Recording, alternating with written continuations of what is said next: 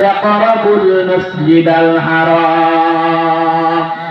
এই ইমানদাররা ভালো করে শুনে নাও, কাফের মুশরিক যারা আছে তারা হলো অপবিত্র, তারা হলো নাপাক।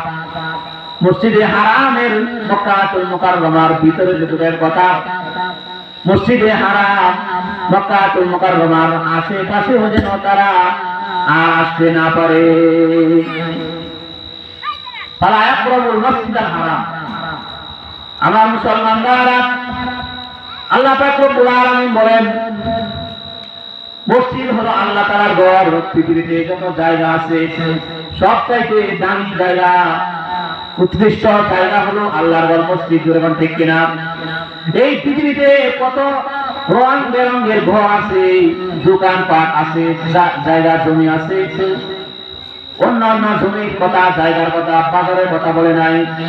আল্লাহ নবী মিশকাত শরীফের হাদিসের মধ্যে বলেন, সবচেয়ে প্রিয় জায়গা হলো আল্লাহর ঘর, মসজিদ। বলেন সুবহানাল্লাহ।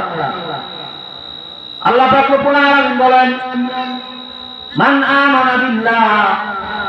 মসজিদের রক্ষণাবেক্ষণ তারাই করবে যারা আল্লাহর প্রতি বিশ্বাস রাখে।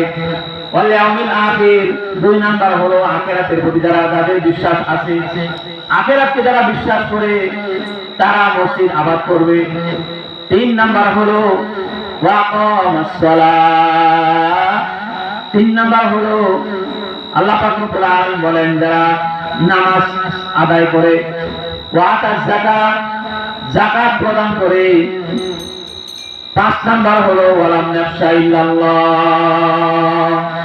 আল্লাহ ছাড়া কাউকে, মুসলমান আল্লাহ ছাড়া কাউকে ভয় করে না। এই 5টি গুণ যাদের